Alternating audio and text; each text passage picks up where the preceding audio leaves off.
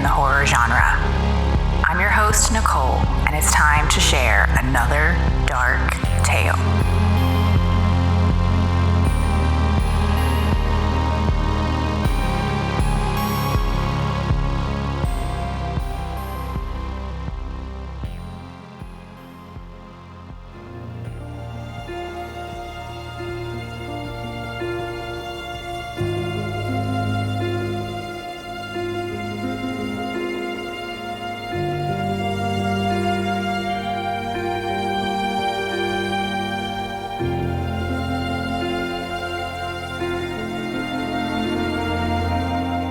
Welcome back, friends. It's time once again for another Women in Horror Month episode.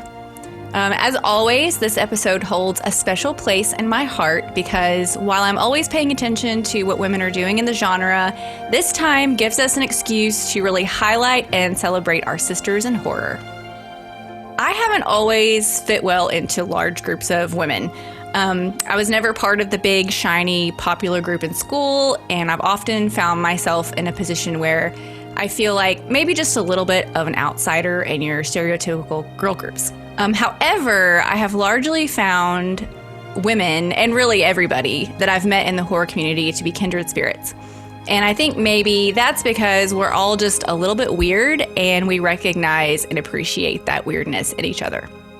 So I always have a guest on for Women in Horror Month, and I want to just give a quick little shout out to past guests, Nat and Sunny, who are very good friends of the pod.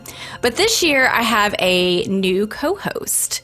Jacqueline from A Cut Above Horror podcast is joining me today, and I am very, very happy to have her input for this episode. Welcome, Jacqueline. Thanks so much. I'm so excited to be guest hosting with you today. So I just talked a little bit about the horror community, and I've been pretty active in the horror community for, I don't know, maybe a decade. Time is weird once you get to your 30s. But in the past couple of years, I've gotten to be close with the guys from the Straight Chilling podcast. I've been on their show a few times. You guys know that. If you've been listening, you've heard. But they have a Slack channel where there's just like a little group of us that chat throughout the day about horror and whatnot.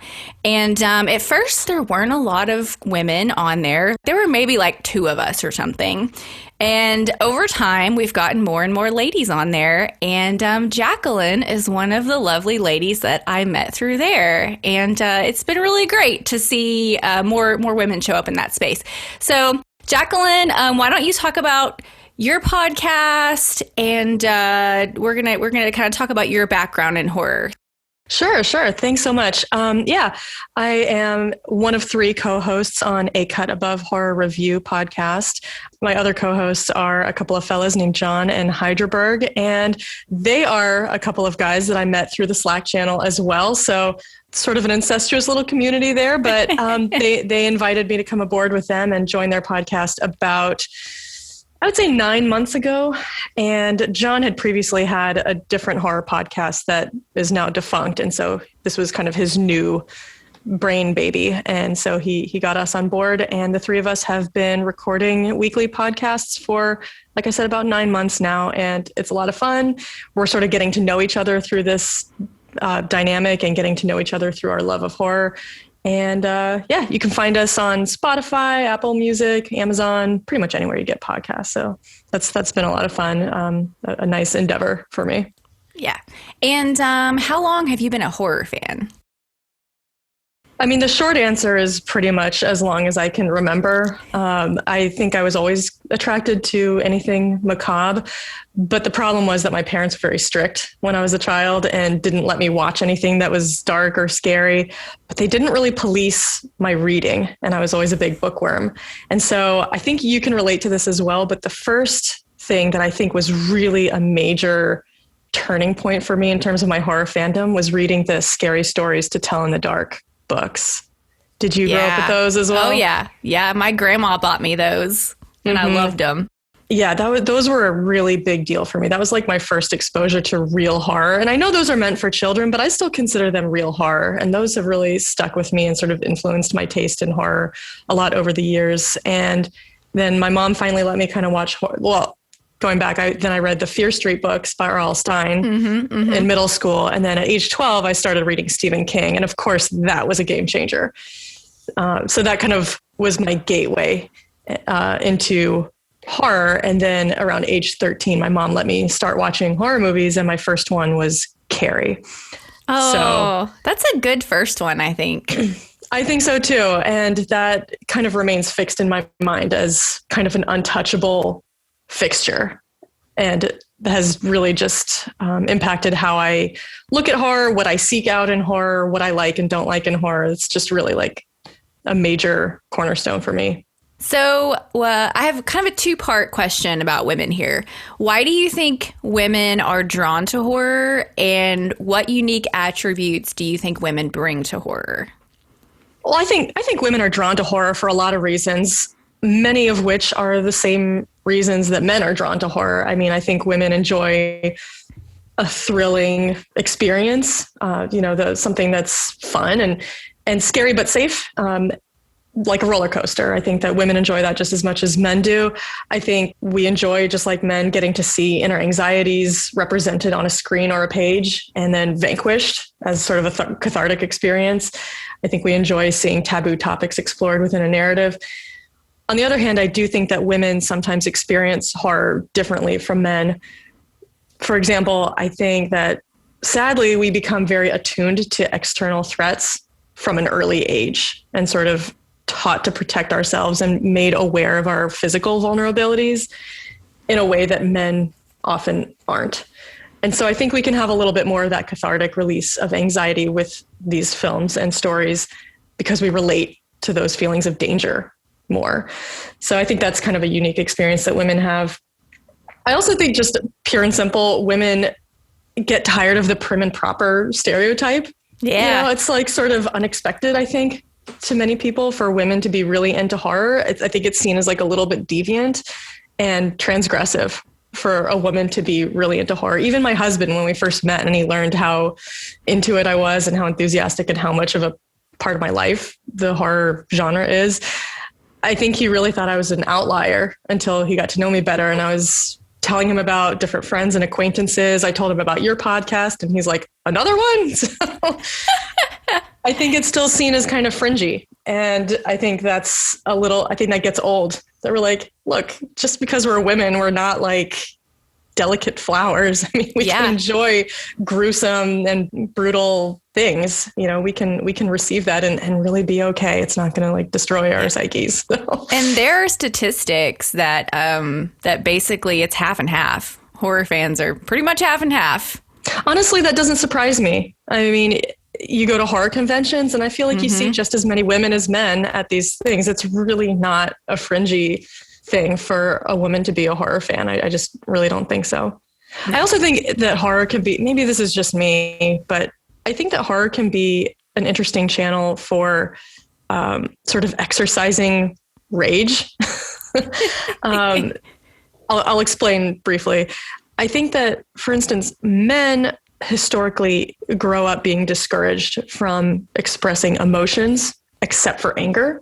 I feel like that's the socially acceptable emotion for men to have. And I think it's the inverse for women. It's socially acceptable for women to express emotions. It's sort of expected and acceptable, but not anger. That's like unfeminine and unseemly. And so I think if you are a female who grows up feeling that way or having those influences, I think that you accumulate a lot of unhealthy anger.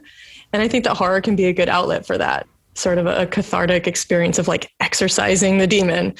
And I feel like I just can't be alone in that. It's sort of satisfying to see dark things and experience and live in those dark things for a little while. And even just like watching violence on a screen or reading about it on a page, I think it can be sort of a like safe outlet. That makes me think of the good for her meme that's come out, like the good for her subgenre of a film, right? I love it. I love that. But that seems like that's usually a woman like getting out her rage or taking revenge or something. That's the good for her subgenre. Absolutely. Absolutely. It's time to dive into the meat today. So This year, we're going to be talking about the most influential women in horror. And this is obviously a huge topic. There is no way that we can possibly cover everything in this one episode, nor are we claiming to be the ultimate authority. Like, this is not a definitive list. We approach this from both a historical and a personal perspective. So the women we're covering today, they're important to us, but they're really just few of the many who have made the horror genre what it is today. So I am going to encourage listeners out there to use this episode as a jumping off point to dive in and explore what others have to say about this topic, and also just to learn about the women who have played a crucial role in creating the art that you love. And also, one interesting thing that we're doing is we're not going to restrict this topic to just film today. We're going to be talking about actors, characters, producers, directors, but we're also going to be talking about female authors and even sprinkling some podcasters in there. Because I believe that all these mediums, especially in today's culture, they all influence each other. And I think together as a whole, they're going to continue to shape the genre going forward. Okay, so first up, we are going to talk about authors. So Jacqueline, what authors did you want to discuss today? The authors that I chose that I really wanted to talk about were Shirley Jackson and Daphne du Maurier. But I don't know if maybe you want to go first. I know one of your choices is chronologically earlier than both of those, so maybe it would make sense. Sure. So I also wanted to talk about Shirley Jackson. We both listed that one. And then Mary Shelley. Mary Shelley wrote Frankenstein, if you didn't know. She may not be the first woman that ever wrote a horror novel or a horror story, but she's probably the first woman that wrote a big, massive, important one. And the really amazing thing is that she wrote it when she was 19 in a contest with other established male writers. And I will not recount that tale here. It's pretty famous. You can look it up. But that's just pretty amazing to me that A, she was in the room to do this, and B, that she was so young and clearly fearless. You know, Frankenstein is important. Well, it's an important horror novel, but also it's super important because Frankenstein is one of the original Universal horror monsters. And of course, Universal horror kicked off the great legacy of horror, and Frankenstein was a cornerstone of that. If it wasn't for Universal horror, the genre probably wouldn't look like it does today. And if it wasn't for Frankenstein, Universal horror would not be what it was. So with just that one little story, she is really a pioneer of the genre.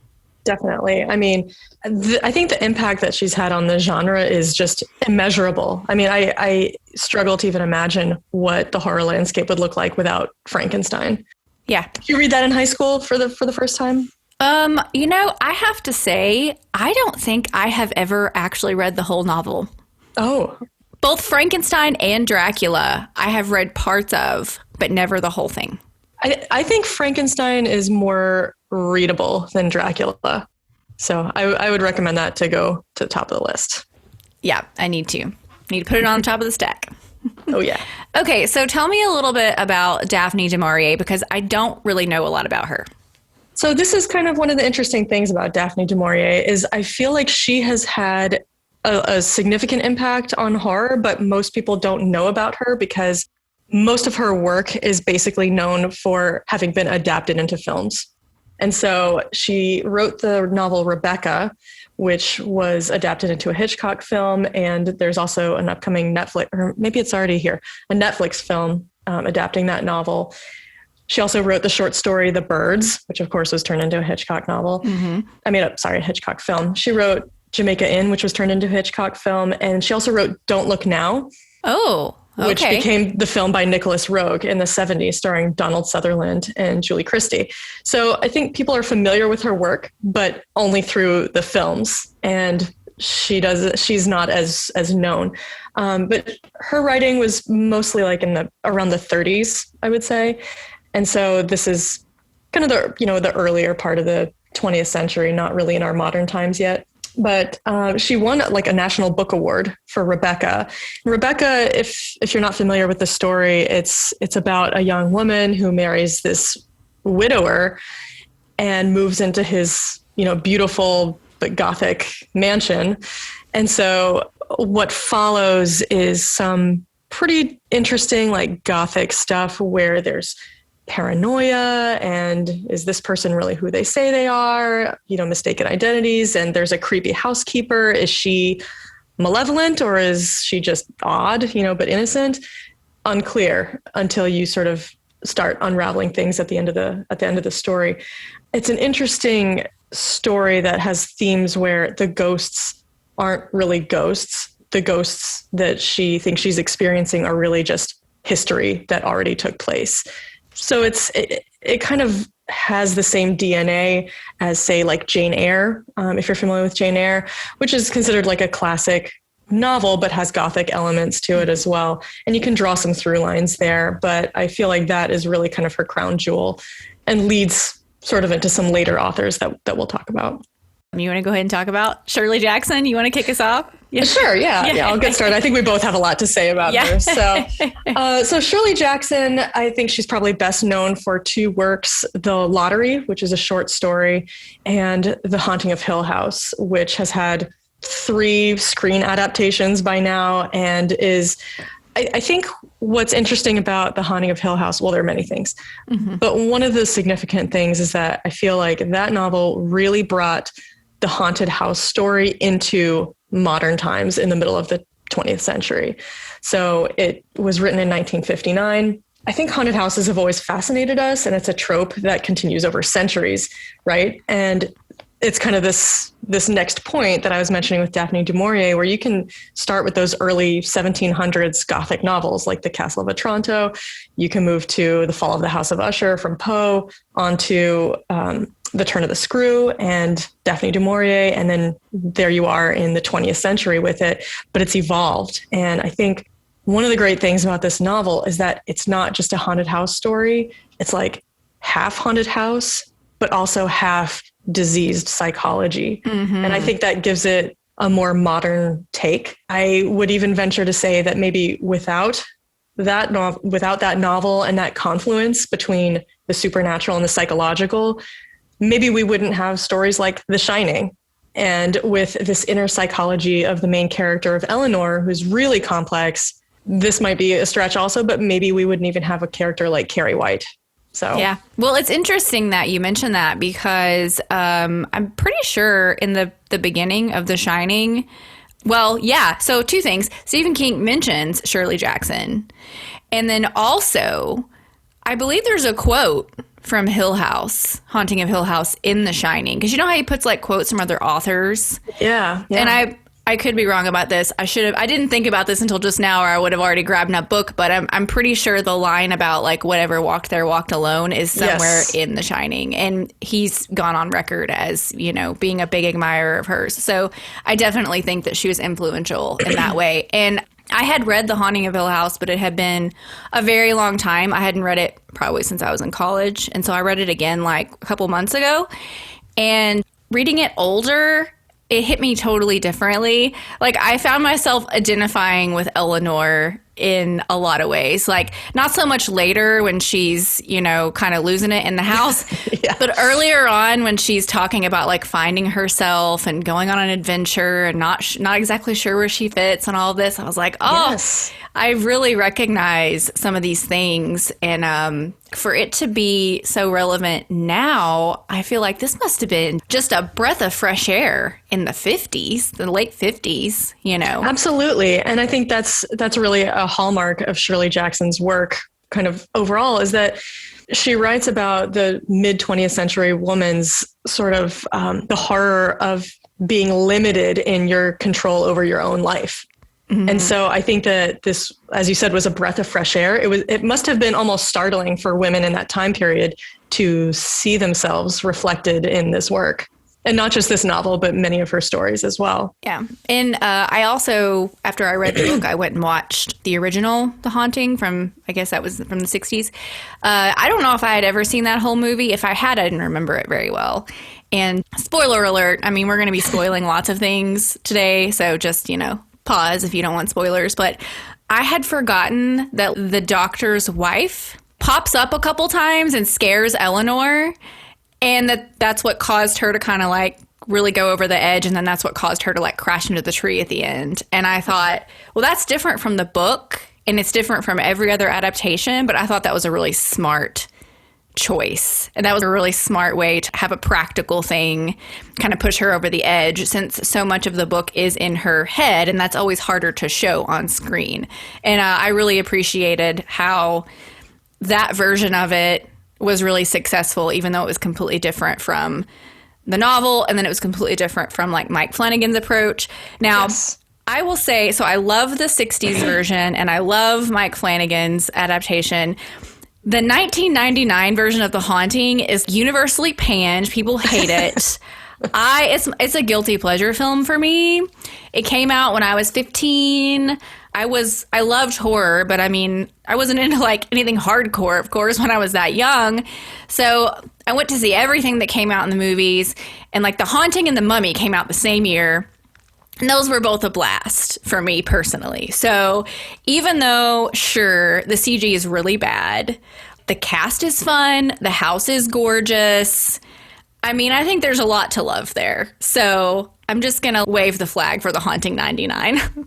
Yeah, I'm actually with you. I don't know that I feel as enthusiastic about you, but I definitely don't hate it. And I think that it sort of has an unfairly bad reputation. Yeah. I've only seen it once, and it was not when it first came out. It was maybe 10 years ago, but I enjoyed it as a fun ride. So yeah. I don't hate it, and I take it for what it is and the time period that it came out of in terms of the technical effects. But I think it's a fun one. I don't hate it. I wouldn't discourage anybody from watching it. Yeah, I think it's also a fun one. If you've got like young, like kids or preteens or something that are into spooky stuff, but they're not ready for like gore and all of that, show them The Haunting. They'll have a good time, Yeah, it's not going to traumatize them. It's safe enough. Yeah. Yeah. Do you have anything else you want to say about Mike Flanagan's adaptation before we talk about The Lottery? I don't, because I watched that series after the birth of my second child, and I was like breastfeeding around the clock and sort of watching it in between like short naps, and so my brain was a little bit muddled and doesn't recall the ins and outs of that as clearly as I wish I did. Well, you definitely have to revisit it because it's brilliant. I mean, there's nothing I can say about it that other people haven't said, but I don't know. It's probably going to end up being like one of my favorite horror stories of this decade. I'm going to say It's just really good. Like I said, I got nothing new to add that conversation. Plus, I've already talked about it a lot. But so let's talk about The Lottery a little bit before we move on. The Lottery, to me, I don't remember what grade I was in when I was reading it, but I remember reading it. And I think basically every kid in the American school system is traumatized by this story. You get introduced to horror whether you want to or not, and The Lottery just does it because you think you're reading this quaint little dusty short story, and then you get to the end and it's like, oh my goodness, I'm reading this in school. What is this? So I feel like that's one of the reasons why I think Shirley Jackson is a huge influence, not only on horror, but just on society, because most people remember reading this story in school. So what's funny is I didn't actually read that in high school. I was not exposed to it at that time. The first time I read the story was when I was teaching it in high school. Oh, that's great. Yeah. And so the other teachers on the grade level that I was teaching, they're like, oh, let's do The Lottery next with our kids. And I was like, oh, good. I've heard about this story, but I've never read it. So I'm excited to get into it. And then I was like, oh, so that's what this is. And it was a fun experience to teach that to my 10th graders because we read it together in class. I didn't assign it for homework. We read it together. And the emotional reaction of these teenagers was so much fun for me to witness. I think they felt almost a little bit betrayed by me. Yes. Why are we reading this? This is not what I thought this was going to be. And it was sort of a little bit of ghoulish delight on my part to get to observe that awakening in a way. I love that. I love it. So before we leave the world of authors, there's one more person I want to mention, and this is kind of adjacent to the main conversation. But I want to mention Tabitha King. Tabitha King is the wife of Stephen King. And as we know, Stephen King is arguably the most important figure in horror in our lifetime. And basically, if you don't know, without Tabitha King, there might not be a Stephen King. They met in college, they fell in love, and she has basically been an influence on his writing from the beginning. She's always been super supportive. Whenever he was writing Carrie, he was really frustrated and he was discouraged, and he literally threw it in the trash. And Tabby pulled it out. She read it, pulled it out, and she was like, you've got something here. I think this is good. You need to keep working on it. And so in the little dedication at the beginning of Carrie, he wrote, "This is for Tabby, who got me into it and then bailed me out of it," which I think is super cute. In On Writing, which is a fantastic book that everyone should read, he talks about how she's the first one who reads all his novels and is probably his most important critic or editor in the early phase. Basically, if a story is good enough for Tabby, then it goes on. And if it's not, then maybe it has to go in a drawer and sit for a while. And I think that's just fantastic, that she is such a pillar for him. And she's also an author. I have not read any of her books. I will get to it someday. Maybe it needs to be Frankenstein and then a Tabitha King novel behind it. But I will link some of her info in the show notes so that if you guys are interested in checking out Tabitha King, you'll know where to go. But I just had to shout out to Tabby. I think that's a great shout out, and I think she probably doesn't get enough credit, just generally speaking, for her role in Stephen King's career. And I think it's a really lovely connection that they have between them, that she's also a writer and that she is his constant reader, his personal constant reader, and responsible for the rest of the world getting some of the stories from him that we've gotten, which we might not have otherwise, but almost as his filter. And yeah, I actually haven't read any of her novels either. I feel a little bit delinquent, but yeah, I'll put that near the top of my list too. Silence lay steadily against the wood and stone of Hill House, and whatever walked there walked alone. Okay, so let's move on to our next category, which is going to be actors. Actors. In a theater. So who is on your actor list? The first person that I thought of right away was Jamie Lee Curtis. I think that when you think of the trope of a scream queen, I don't know who could possibly pop up in your imagination more quickly than Jamie Lee Curtis. She has really embraced the horror genre and been loyal to it, I think. And especially in the 80s, she's also continued and sort of revived some of that in recent years. But to me, she's not the first scream queen, but I think she's arguably the most iconic. I mean, she's been in the original Halloween, Halloween 2. She did voice work in Halloween 3, Halloween H2O, Halloween Resurrection, Halloween 2018, Halloween Kills. She's going to be in Halloween Ends. She's really been loyal to this character of Laurie Strode, even when things have been happening in the franchise that just aren't good storytelling wise. But she's really stuck with it. And I think that that's admirable and appreciated by fans, especially when there are other people who have sort of started their career in horror, but then later disavowed it and, just kind of used it as, I think they see it as maybe a cheap, easy stepping stone. I'm looking at you, Karen Black. But yeah, well, and Jamie Lee Curtis, I mean, she went on from horror and did other things and was an accomplished actress and a respected actress. And so, yeah, the fact that she didn't just, throw horror under the bus as a stepping stone, I think says a lot about her. And, love it or hate it, H2O, she was a big factor in bringing that back. I don't think H2O would have existed if she had not kind of signed on. And, I don't think so either. Yeah, and there's a little bit of muddiness with that where I've read that, she thought she was signing on for like, okay, I'm going to come back and do this character one more time and it's going to be a definitive end. And then they sort of like roped her into resurrection, like it was in her contract, but it wasn't clear. That muddies the waters a little bit. But that's one of the reasons why I do like H2O is because I feel like, Jamie Lee is back and she's loving it and she's really living that role of Lori again. And yeah. So I definitely respect her because she did not have to come back and do it. And she did. Yeah. And then even several years later to do 2018 and this kind of new trilogy that's been happening. So I respect that. And as a fan, I really appreciate that. And of course, I mean, she starred in The Fog and Prom Night and Terror Train and Scream Queens. And I mean, there's just so much. So, and I just want to clarify my comment about Karen Black. We know her from Burnt Offerings. We know her from Trilogy of Terror. She was in House of a Thousand Corpses from Rob Zombie. Oh, I didn't know that. Yeah, she's the matriarch of the murderous family in House of a Thousand Corpses. But before her death, I believe she gave an interview. I don't know how long this was before her death, but she was giving an interview of some sort, and somebody asked her about her participation in horror movies. And she said something along the lines of, "Oh, I've never been in horror movies."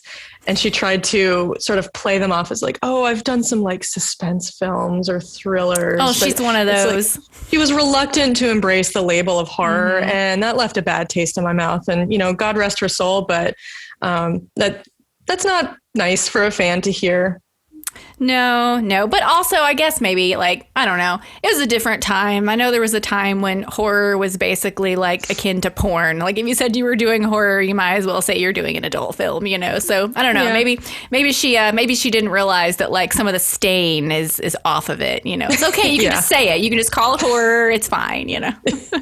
I'll go with that mode of thought and offer her a little grace there. Okay, so who else is on your actor list? I definitely want to mention Dee Wallace. Yes. I love her so much, and I feel like she doesn't get talked about quite enough. I think she's another one that has really consistently worked in horror and other things as well, but I think a lot of her notable roles have been in horror.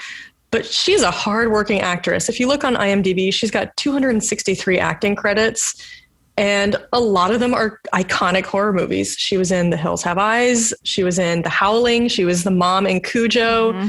She was in Critters, The Frighteners.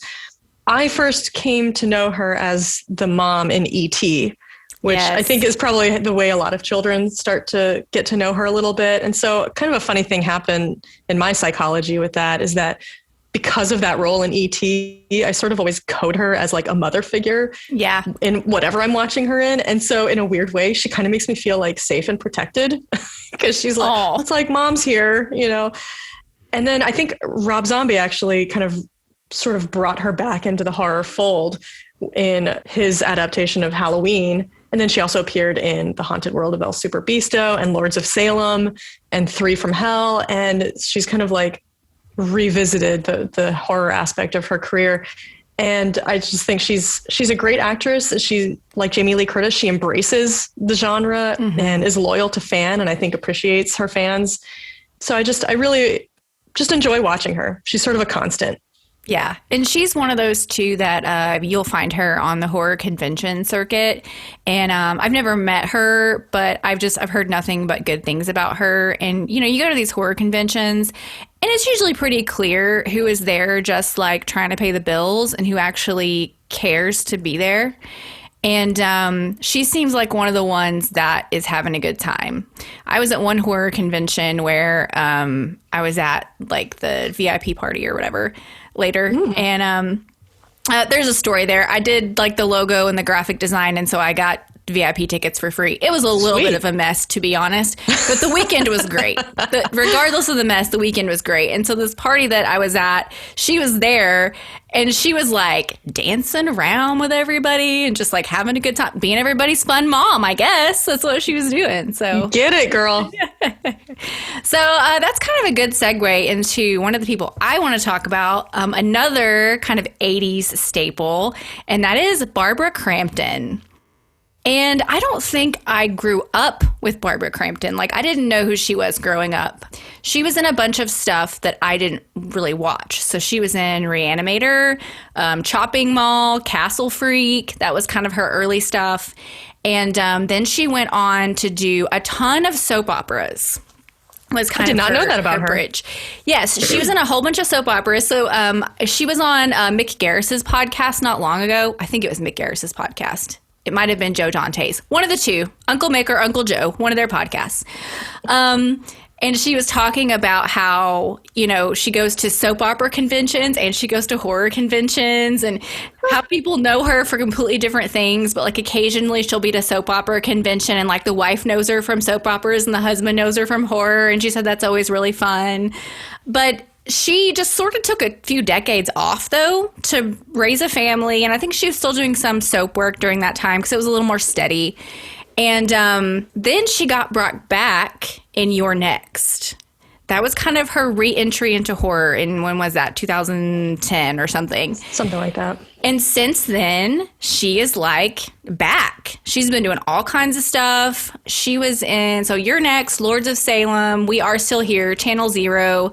And I believe the most recent movie she made, Jacob's Wife, I believe she even had a part in like producing that. Like she secured some of the financing or something. I think you're right about that. Yeah. So it's like she's really come back into the fold and is now even getting interested in, making horror. And I would love to see that. And I think she just really shows us that women can contribute, like no matter their age or their stage in life.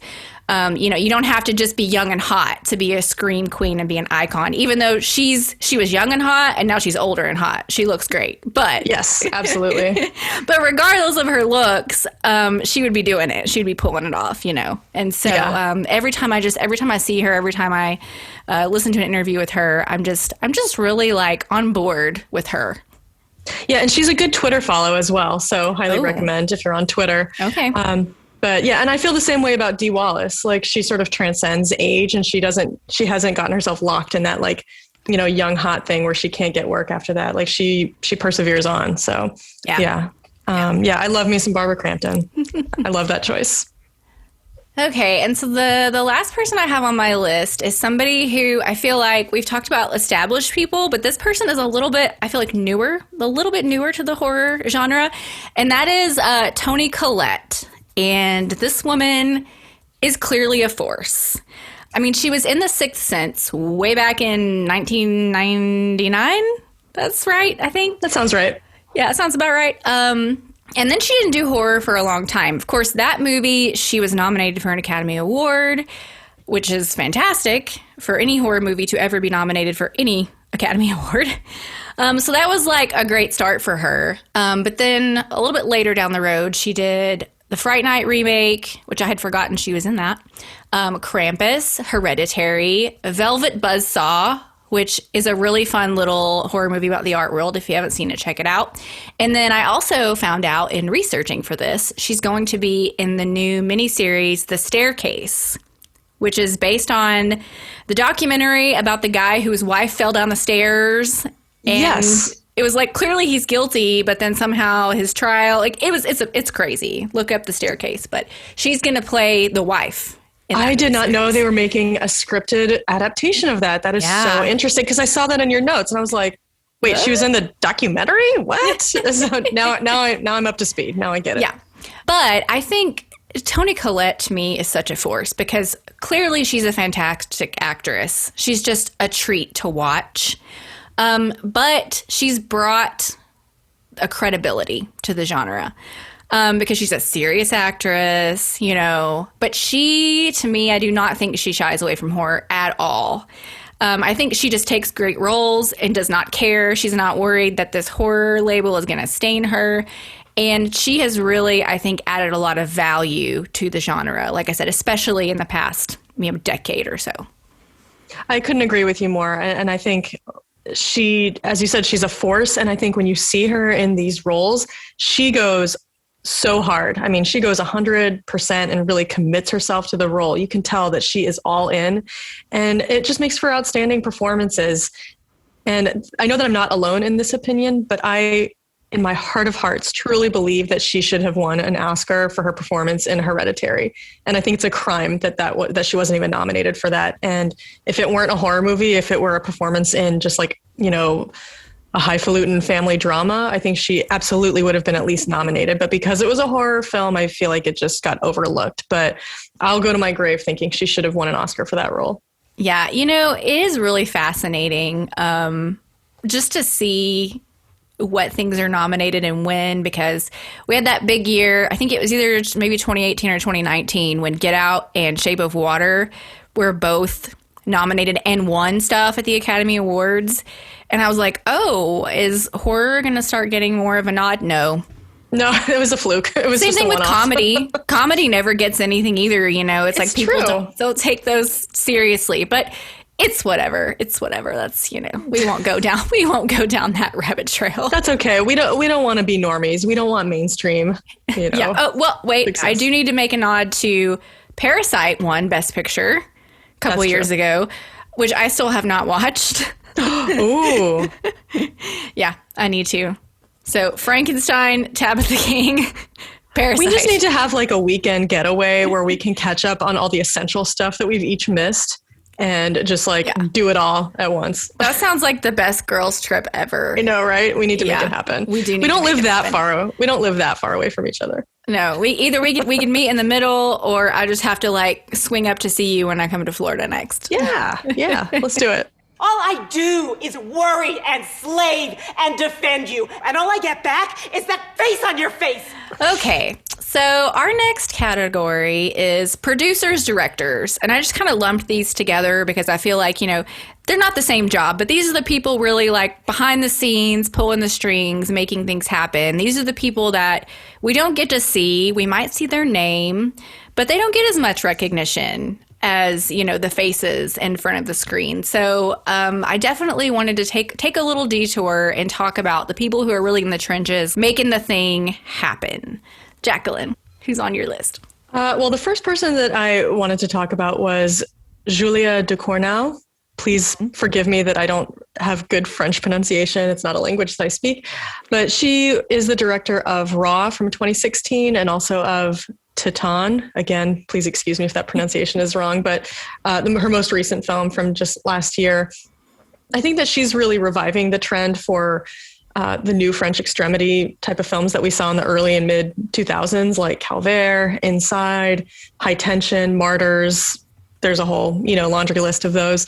And I feel like that dropped off for a little while. And I feel like she's kind of bringing France back into this extreme style of films. So Raw was her first film. Her second feature film was Titan, just from last year. And it won the Palme d'Or at Cannes, which is basically like the highest prize you can get in cinema. Wow. And she was only the second female director to do so. The first was Jane Campion in 1993 for The Piano. So this is, I think, a huge coup for women in film. Really notable. And this film has also been submitted to this year's Oscars from France. That's their film selection for the year for the Oscars. So we'll see what happens with that.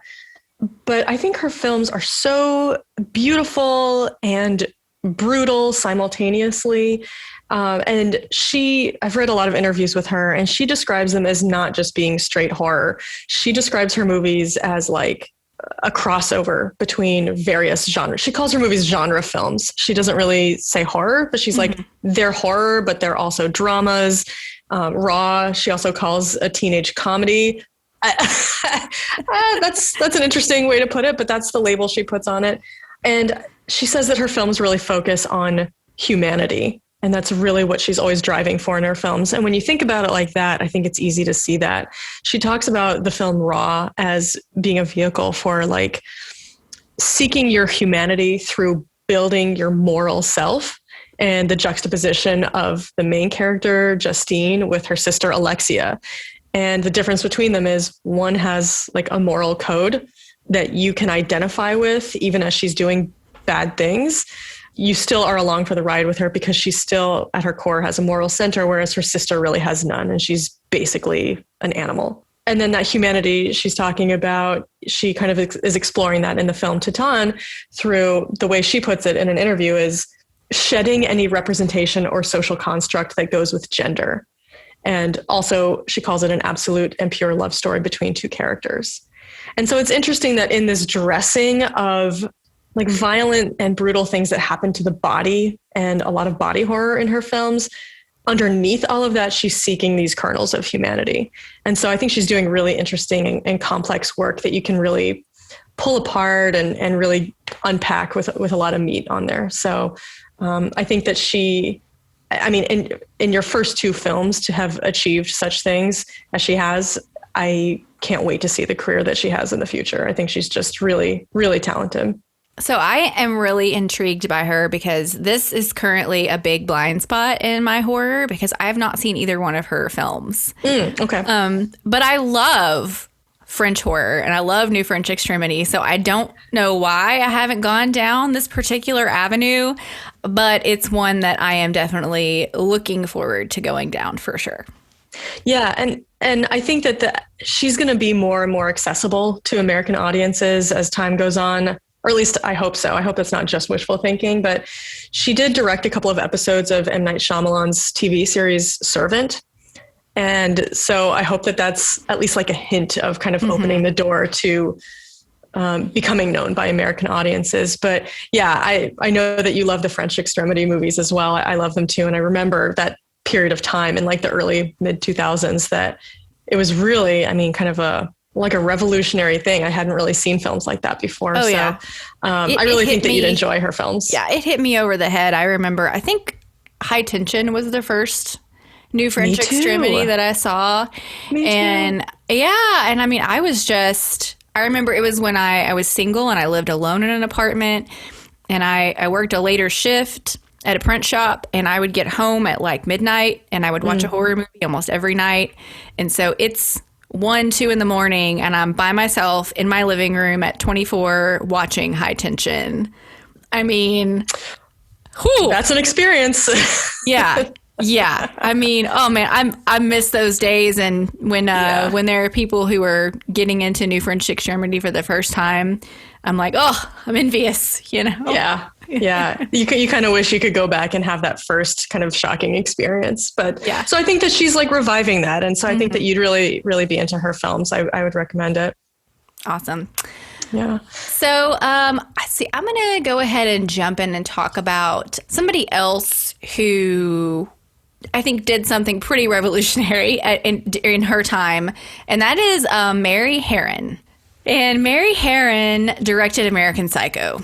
Now, Mary Harron hasn't done like a whole bunch of horror. I'm not even sure if she's ever really done any other horror. But with the one horror that she did, she made such an impact. And I've said this a few times. I don't know if I've ever said it on this podcast. But if you only ever make one great horror thing, that's enough.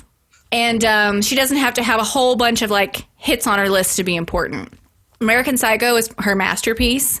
Probably in her entire career, it is her masterpiece, and it is most certainly enough by any standard.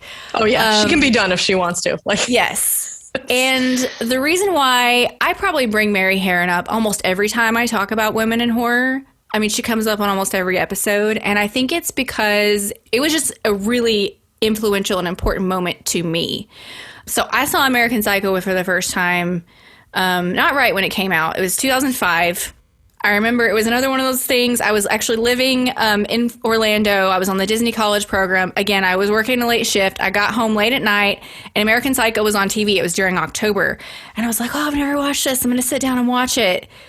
And it just blew my mind. And it was the first time I realized, oh, wait, a woman did that? That movie at that point in my life was one of the most violent, difficult things I had ever seen. And I could not believe a woman directed it and it had a woman screenwriter as well. Yes. Oh gosh, what was her name? Oh, I cannot retrieve that. It's Genevieve something. Yeah. I'm sorry, Genevieve something. Thank you. But that movie, I was like, oh my gosh, a woman can do this. And like a woman can do really difficult things. And I think a lot of women, especially our age, had that reaction to Mary Harron's Psycho. So I think it will continue to be influential. I think it has been. I think it will continue to be.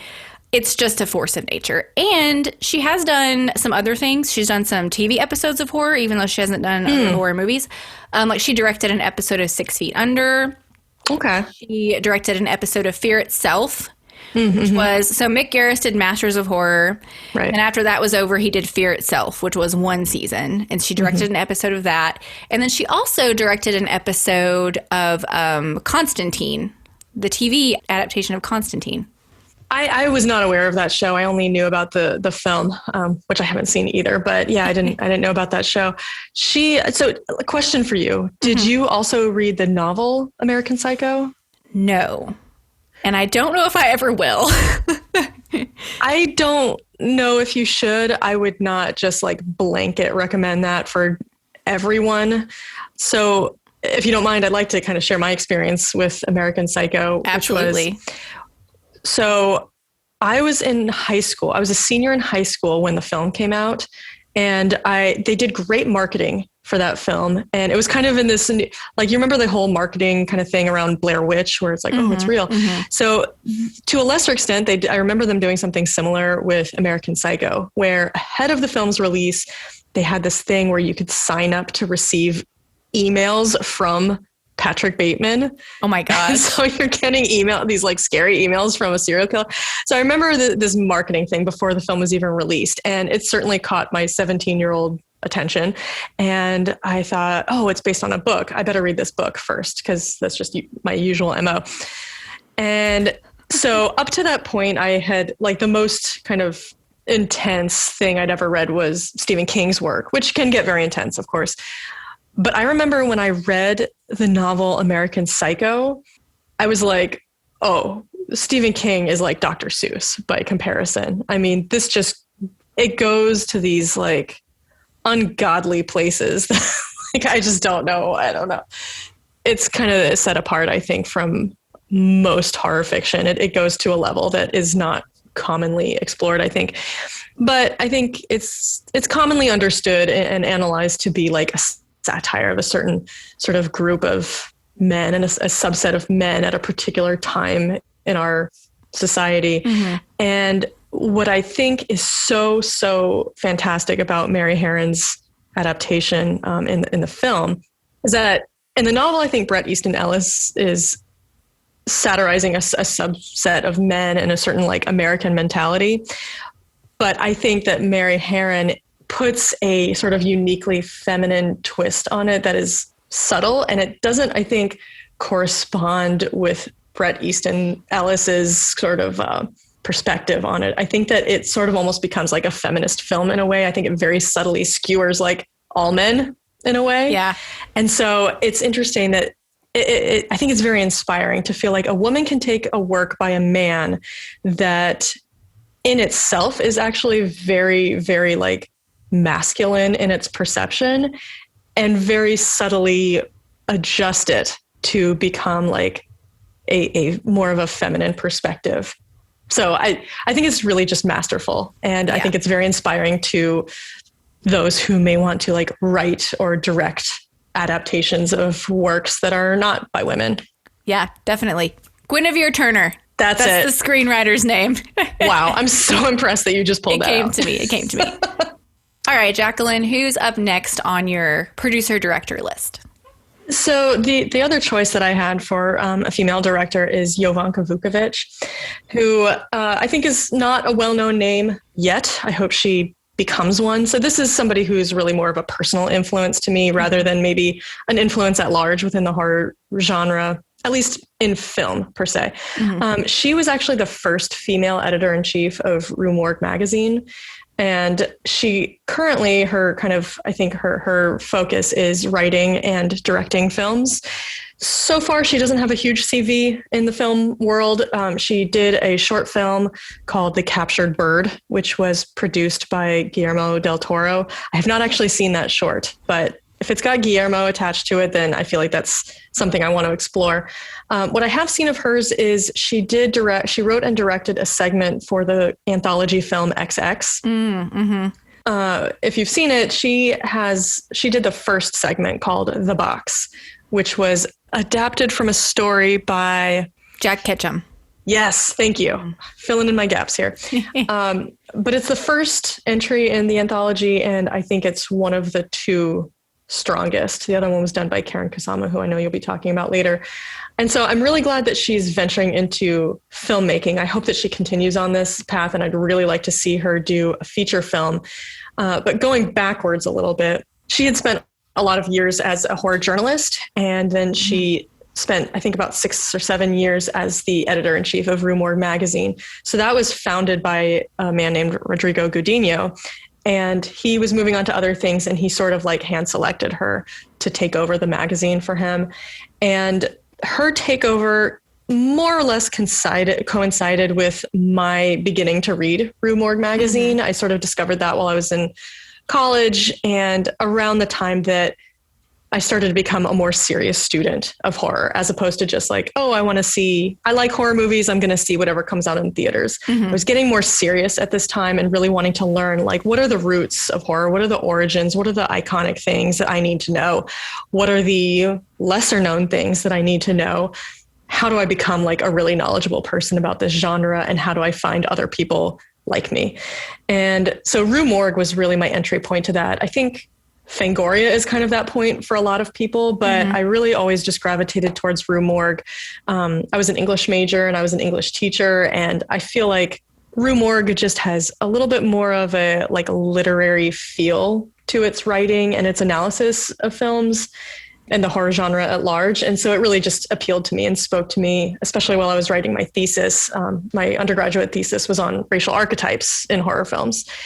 And so I was consuming a lot of Rue Morgue, and it was really eye-opening to see a woman hold such an influential role in a genre that appears on the surface to be a boys' club. And so I think she was really a predecessor to the current editor, who is Andrea Subasati, with Dave Alexander in the middle. But I think Jovanka was really a trailblazer in that way. And I think even she was a little bit surprised at the time that she was able to take over, because she kind of felt like, I don't have, a lot of journalistic experience, but Rodrigo just saw something in her and liked her intelligence and the way that she handled herself. And so she's a huge personal influence for me. Awesome. You'll have to keep us updated if you hear of any more feature films from her, so we'll know what to look out for. Yeah. So I hope to see that soon. I have a couple more people that I want to talk about. This is probably my biggest category that I have the most people in. First of all, I'll talk about somebody kind of from the past, and then I'll talk about somebody from now. I think we cannot move on from producers and directors without talking about the great Deborah Hill. Deborah Hill was John Carpenter's right hand early on in his career. They also had a personal relationship. I don't know if they were ever married, but they were definitely romantic for a time. These are the first credits. These are the first 7 credits in her career. Halloween, The Fog, Halloween 2, Escape from New York, Halloween 3, The Dead Zone, and Clue. Love it. I mean, those are all bangers. Go Deborah. And there's a lot of John Carpenter in there, sure. But, she also worked with David Cronenberg, which... I didn't realize that. Yeah, so he directed The Dead Zone. Have you seen The Dead Zone? Oh, that's right, yeah. I did see it years ago. I haven't seen it recently, but yeah, I forgot that was Cronenberg. Yeah, I was like, all these movies that I love. So she, like Jamie Lee Curtis, she was a big part of the original Halloween. She co-wrote it, and Haddonfield is named after her hometown. She's from Haddonfield, New Jersey. That is so cool. Yeah, so a lot of this foundational stuff that we all have from Halloween is because of Deborah Hill. And I heard somebody say on a podcast, I cannot remember which podcast it was. Sorry, I listened to too many. But someone suggested that his films started to drop off once he was no longer working with Deborah. And they were, speculating that, it could be just coincidence, or is it because he really needed her to elevate his stuff, kind of like we talked about with Tabitha King. Who knows? I like to think that she had a lot to do with it. So let's see. There's a little bit that I wanted to read about her from just from Wikipedia. So take it with a grain of salt. But she was honored by Women in Film in 2003 with the Crystal Award. She recalled the transition from being called sweetheart and darling in her early years as a producer to the respectful ma'am many years later on the DVD commentary for Escape from New York. Hill helped support talent in the film industry, and a number of Hill's associates went on to later success in film. For example, James Cameron once worked for Hill in the visual effects department. Damn. Right? Jeffrey Chernoff was Hill's second assistant director and went on to become the executive producer of Black Panther. Okay. Friends and colleagues commented that Hill became frustrated with the film industry in that the industry did not welcome more women as directors. Even with the lack of support, Hill persisted with her work. When she died of cancer on March 7th, 2005, Carpenter told the Associated Press that working with Hill was one of the greatest experiences of my life. She had a passion for not just movies about women or women's ideas, but films for everybody. You know, I am so glad that you chose her to talk about because I really knew almost nothing about Deborah Hill. Really? And now just hearing all those things that you said, it makes me really want to do a deep dive on her and get to know more about who she was as a person and her artistic influence. I hadn't realized that she had been so instrumental to influential influential people. Yeah. Yeah, I think James Cameron. I think she's one of those ones. I mean, I've always heard her name, but I didn't really know that she was this influential until the last, probably a year or two. And same, I'm just kind of fascinated with her, and I can't help but feel like, you know, she's one of these big influences that we didn't even realize, you know, what she'd done. Yeah, kind of like underappreciated that you don't really see the woman behind the name. In my mind, I always just sort of associate her like, oh, she's kind of the right-hand person behind Halloween. And like the first couple of Halloween movies, or I don't know how many of the later sequels she was involved with, but that's kind of the beginning and end of it in my mind. And so I'm really glad to know that there's so much more. Yeah. So that's pretty awesome. Okay, and the last person I want to talk about is Karin Kusama, who, I don't know, you know, there's a lot of female directors that kind of were coming up the same time she was, like Jennifer Kent with The Babadook, and there were some others. But she has always just kind of stood out for me for reasons which maybe I can't even, like, grasp. But she directed, of course, Jennifer's Body and The Invitation, and she also had a segment on XX. And The Invitation, I just love. It's one of those that I feel like it's going to be, again, I know I said this once already in this episode, but I think it's going to be one of my favorites, like, of the decade. It's just solid all the way through. And it seems like the horror community at large loves it. I have not heard much negative feedback for The Invitation. I don't know if I've heard any negative feedback on The Invitation. I think pretty much anybody that I've ever spoken with about it has, like, a net positive feeling about it. Yeah. Well deserved. I think everything of hers that I've seen, Jennifer's Body, The Invitation, and the segment in XX, I haven't seen anything beyond those three things, but I think they're all stellar. And the interesting thing about The Invitation as well. So I was wondering if she just directed it or if she wrote it. So she directed it, but her husband and his writing partner wrote it. So they were like a team. Okay. And it was funded by Game Changer Films, which is a company that funds films directed by women. And so the budget was small. It was kind of a Blumhouse situation where, like, the budget's small, but you do what you want. So she and her husband and his partner did this movie, and they did it the way they wanted it. And there seems to be not a lot of interference, and this is what we get, you know. But I did not know, though, that it was funded by this company that specifically funds female horror films. Basically, if a woman had not directed this movie, it would not exist. It's just amazing. And I didn't know that either about Game Changer. Yeah. So I don't know. I have not dove into them to see if, like, they're still around or what else they've done. But I was like, I hope so, you know? I mean, I would think that must be probably its most notable output. Probably. I mean, I think The Invitation is pretty well known and beloved in the horror community. Yeah. And I'm pretty sure it won some film festival awards and stuff. I mean, there are so many film festivals these days. It's kind of hard to keep up. But like we said, it had really good reception. And so she doesn't have a ton of like horror films to her name yet, but she is working on TV. She's directed a lot of TV episodes. Two notable ones that stood out to me were The Outsider, which was an HBO series based on a Stephen King novel that I really enjoyed, and also Yellow Jackets, which is like all the rage right now. I have not watched that yet. Have you? I have not. No. I don't even really know the premise. Me neither. Okay. we'll set that aside for our girls' weekend, our catch up and horror weekend. Yeah. But I'm hoping that, directing some of these sort of what I call like, higher drama or horror shows, I'm hoping will open the door for her to give her some opportunity to do some more feature films, because I just think we're going to continue to see good things from her if she's given the opportunity. Yeah, I think so too. I think she's pretty like reliable as somebody who has a really strong creative voice and really strong output. So I know that you're like a super fan of hers, and I'm looking forward to seeing what she does too. I feel like there's so many that just have like such bright futures ahead of them that I hope they continue to like give us more stuff to consume. Definitely. And I mean, several of the women we've talked about today too are relatively young. So they have, they have decades ahead of them to do good things. So we'll keep our eyes open. For sure. Did you go through her things? I'm sorry. We should go. No. Something very dangerous is going on here, and nobody's talking about it. We're all just ignoring it because David brought out some good wine.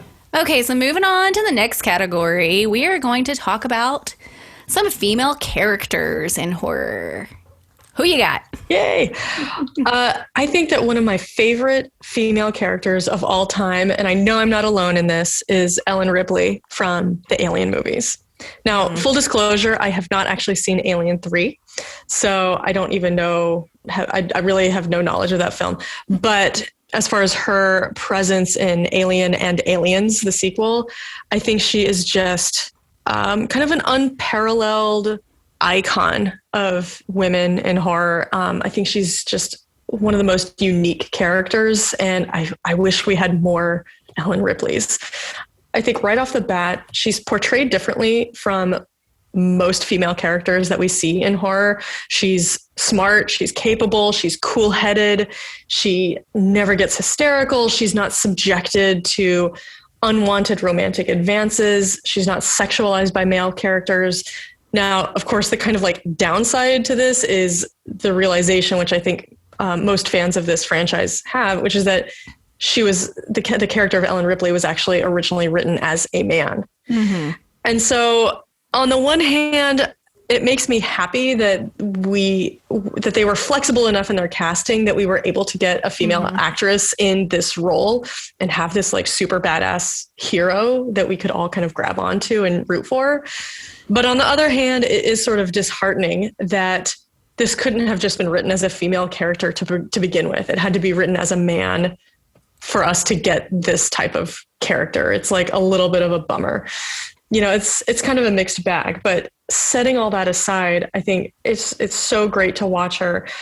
And I think despite the fact that the character was written as a man, I think she's so relatable to female viewers, because despite the fact that she's not like sexualized by the other characters in the film and some of these other negative things that we're so accustomed to seeing in films, we can still relate to the fact that she is clearly the smartest person in the room, and yet she's constantly disregarded by her coworkers in this situation. And here I'm really talking about like the first Alien.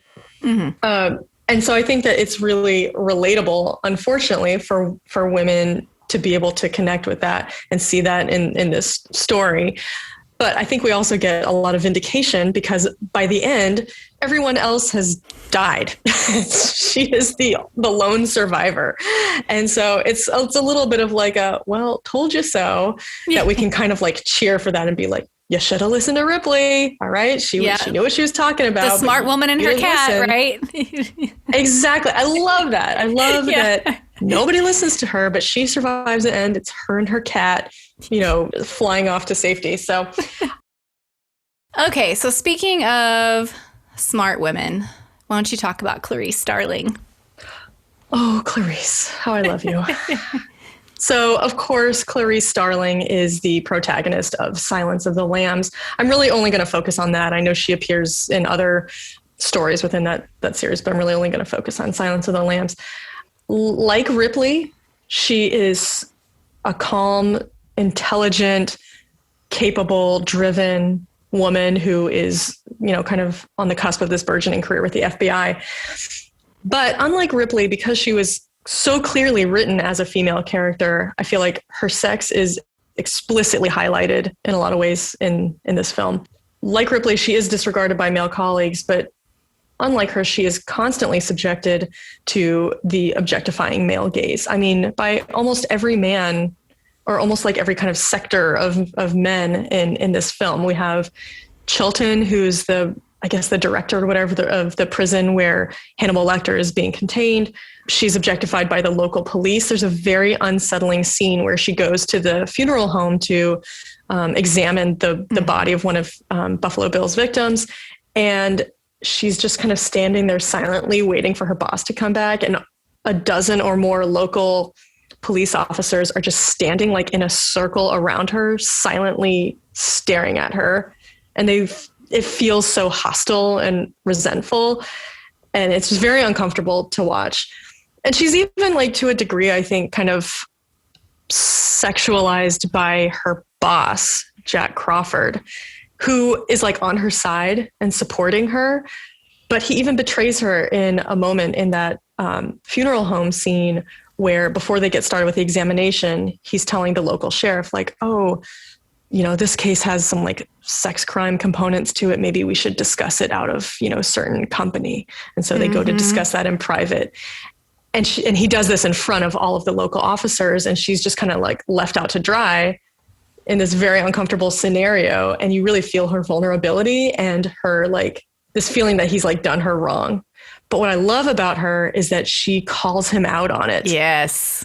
Later, they're in the car going back to the FBI office or whatever. And she's like, this is her superior and somebody who's like very powerful. And she's technically, I think, still a student. I don't think she's even graduated yet. Agent yet. Yeah.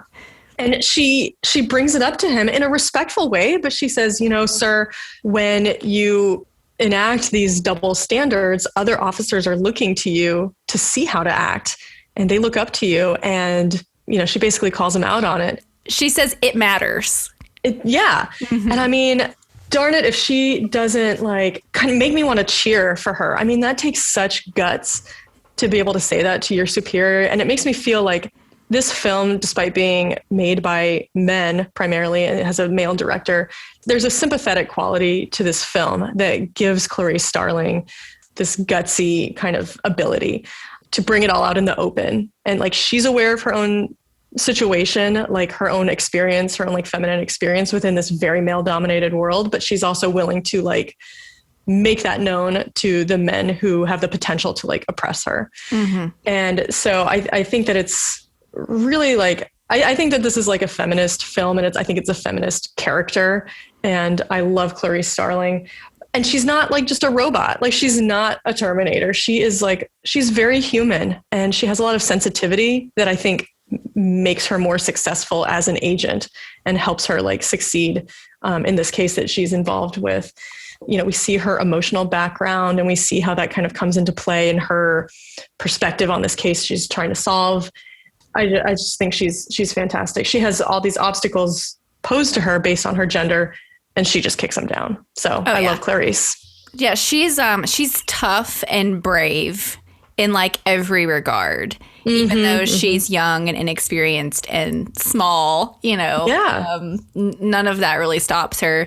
But she's not really an outspoken or a charismatic person. She's just kind of very quietly goes about her business, does what she needs to do when things get tough, like in that situation with her boss in the car. She's not really afraid to like head into the dangerous territory, even though she seems somewhat of possibly like a reserved person. And I definitely identify with that. Yeah, the reserved is exactly the word that I kind of had in my mind. And in that vein, what I was saying about her being very human is I think that she's so brave, but not because she's not afraid. I think she like pushes beyond her fear. Like, I think she had to be afraid to speak up to Jack in that conversation in the car. And then in that scene towards the end where she finds Buffalo Bill's sort of lair where this young woman is being held captive in this disgusting pit. She's clearing the building. She's going from room to room. It's totally pitch dark in there. And she's got her gun. And she seems so afraid. Like she's shaking and like almost hyperventilating. I mean, she looks afraid. And I mean, I really feel that when I'm watching her. But she has the bravery to just push forward anyway. Like I always think that like courage is not the lack of fear. It's the like ability to persevere in the face of fear. And I think she totally encapsulates that. And like you said, given her youth and inexperience and her physical smallness, I think it's just an incredible character. So I have two characters I want to talk about. Well, it's 2.5, let's say. I mean, it's really 3, but that's okay. Yeah, it's really 3. So first of all, I want to talk about somebody we mentioned already, and that is Carrie White. Our girl, Carrie White. Our girl, Carrie White, yes. She's been popping up in my world a lot in the past few months. As we said earlier, Carrie, Stephen King's first novel, was a hit. A lot of people have read Carrie that haven't read anything else of his. But the movie came out in the 70s, 76. 76, I believe. Yeah. So it was pretty early in the world of modern horror. The thing is with Carrie is just, it was such a huge hit in popular culture. Between the movie and the book, people still to this day know who Carrie is.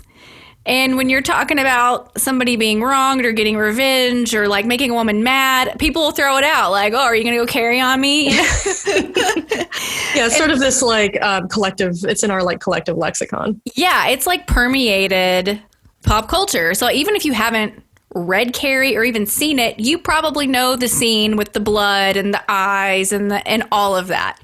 Now, Carrie, her character, there's way more to her than losing it at the prom. And I'll just plug Straight Chilling right here. If you want to hear a conversation about that, you can go to listen to their Carrie episode. I was on it. And we talk a lot about her character and how nuanced it is. So please refer to that. But for the purpose of today, just the fact that she has become an icon in pop culture, I think makes her a really influential character. And as a side note, that movie in general had a strong female cast. And the women were really at the forefront of that story, both in the book and in the movie. So Carrie's an interesting character, but there's also a lot of other interesting female characters in that story. And so I could not let today go by without mentioning my girl, Carrie. Can I just tell you real quick about how Carrie came to be like the first real grown-up horror movie that I ever watched? Yes, please tell us that story. You were talking about how pervasive that imagery is and just sort of the collective pop culture knowledge of this character in this story. So I was in 8th grade, and I'm sad to say that at that time I was obsessed with reading teen like fashion magazines, which are so like, I think, damaging to the female psyche. I do not recommend that.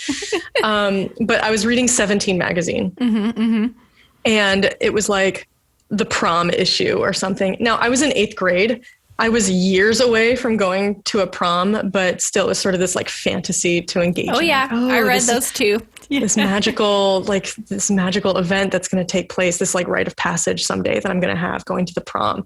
And the article I was reading in 17 magazine was about like what kind of prom dress to get based on your personality. Yes. You're having memories too right now, aren't you? Yeah. So it's like, if you're kind of like a real girly girl, you get kind of like a ball gown style with a big poofy skirt and lots of tulle and like a very fluffy kind of princessy cloud looking thing. And if you're, kind of like an offbeat sort of person, maybe you wear like pants or something crazy. And then it was like, if you're kind of just a low key, down to earth kind of girl, maybe you wear just like a simple slip dress. And I swear the picture that they included with this little section on if you're like a down to earth girl for a slip dress was Carrie wearing her pink, simple, her very pale pink, simple dress. But it was post pig blood dumping. And for the life of me, this was like 1995. For the life of me, I cannot imagine why they thought that was like a great idea. But for me, that was like a real like moment of like eye-opening that I was like, I don't know who this Carrie person is. I don't know what this photo is from. There's like a little caption that's like from, Sissy Spacek is Carrie from 1976. I'm like, I don't know what Carrie is. I don't know who Sissy Spacek is. I don't know why she looks like that, but I need to know. Like, this is something I need to discover. Forget about the prom. Who cares about that? I need to know what's up with Carrie. What is this? And so that was like, I mean, bizarrely enough, like who discovers horror films that way? But that was like my little entry point, was the prom special in 17 magazine. That's fantastic. Like, I feel like that was just for you. Whoever made that weird choice to put Carrie in there, that was just for you, Jacqueline, and they didn't even know it. I think so. I mean, it seems like such a weird choice, but yeah, it was just like a little secret message for 1995 Jacqueline. I love it. That's a great So weird. story. So who's your next character that you want to talk about? The last characters I want to talk about. I think we cannot do an influential Women in Horror Month episode without at least passing glance to the final girls. Oh, yeah. So final girls are not the most interesting trope, really. To me, anyway. I feel like there's way more interesting women in the genre, but we cannot deny the importance of the final girl. It's how a lot of us were introduced to some of our favorite horror characters. So the term final girl was coined by Carol Clover, who wrote Men, Women, and Chainsaws, in a 1987 essay. And there's a interesting article that I read about it that I will link in the show notes. But the term final girl was coined by a fellow horror nerd, and I really do like that. So I want to talk about Sally Hardesty from Texas Chainsaw and Laurie Strode from Halloween, because Sally is one of the first final girls. I don't know if she's the first, but she's one of the first. And I mean, man, I don't know if any final girl goes through as much as this poor woman. She suffers. She really does. And she seems so sweet and down to earth. This was before like all the tropes were established, so I feel like all of Texas Chainsaw, the whole cast, just seems like we're just friends doing this thing, Yeah. So there's an authenticity to it. And of course, that last image of Texas Chainsaw where she's screaming, covered in blood in the back of the truck, is just, it's a fantastic ending. And so I can't say there wouldn't be a Laurie Strode without a Sally Hardesty, but I think Sally is at least a part of the important foundation, and she certainly leaves an impact. So Laurie, a few years down the road, because we got, Texas Chainsaw was 73, Halloween was 78, I think is right. So just 5 years down the road, we got Laurie. Laurie is not my favorite final girl. I don't think she's the most interesting final girl, but she might be the most important final girl. Because, of course, Halloween is a cornerstone. It was a game changer. It spawned everything else. We might not have any other final girls as a common trope without Laurie. And so we've already talked about Jamie Lee. And so, of course, we have to nod to Laurie. I mean, we know for sure that Friday the 13th was a direct ripoff of Halloween because the producers have said so. Exactly. Yeah. This is not hearsay. Yes, they used to say no, and they finally were like, yeah. It's like, come on. Yeah. And my favorite final girl does come from that franchise, and that's Jenny from the second one. She's my jam. So any thoughts you want to add about Sally or Laurie?